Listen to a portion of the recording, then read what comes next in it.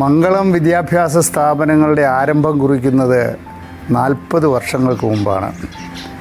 വളരെ പരിമിതമായ വിദ്യാഭ്യാസ സാഹചര്യങ്ങളിൽ ഉണ്ടായിരുന്ന മംഗളം വർഗീസ് തൻ്റെ കഴിവുകൾ കൊണ്ട്, തൻ്റെ ആത്മാർത്ഥത കൊണ്ട് വിദ്യാഭ്യാസ രംഗത്ത് പുതിയ കാഴ്ചപ്പാടുകൾ കൊണ്ടുവന്നുകൊണ്ട് അദ്ദേഹം പുതിയ വിദ്യാഭ്യാസ സ്ഥാപനങ്ങൾ ആരംഭിക്കുകയായിരുന്നു.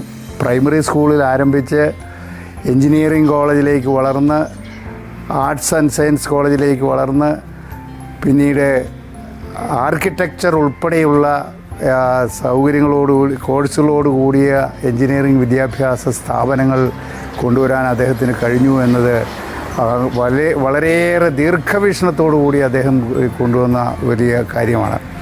ഞാൻ ആദ്യം സൂചിപ്പിച്ചതുപോലെ പരിമിതമായ വിദ്യാഭ്യാസ സൗകര്യങ്ങൾ ലഭിച്ച അദ്ദേഹം ഉന്നത വിദ്യാഭ്യാസത്തിൻ്റെ മേഖലയിലേക്ക് വളരെ ദീർഘവീക്ഷണത്തോടു കൂടി ആരംഭിച്ച ആ വിദ്യാഭ്യാസ സ്ഥാപനങ്ങൾ ഇന്ന് വളരെ ഭംഗിയായി മുമ്പോട്ട് പോകുന്നത് കാണുമ്പോൾ അങ്ങേയറ്റം സന്തോഷമുണ്ട്. ഞാനും അദ്ദേഹവുമായിട്ട് വളരെ അടുത്ത സൗഹൃദമുണ്ടായിരുന്നു. MLA എന്ന നിലയിലും MP എന്ന നിലയിലുമൊക്കെ അദ്ദേഹവുമായി എനിക്ക് വളരെ അടുത്ത് പെരുമാറുവാൻ കഴിഞ്ഞിട്ടുണ്ട്. തീർച്ചയായും അദ്ദേഹത്തിൻ്റെ ദീർഘവീക്ഷണത്തോടു കൂടിയുള്ള ഈ വിദ്യാഭ്യാസ സ്ഥാപനങ്ങൾ വരും തലമുറകൾക്ക് വലിയ മാർഗദർശകമായി മുമ്പോട്ട് പോകും എന്നതിന് യാതൊരു സംശയവുമില്ല.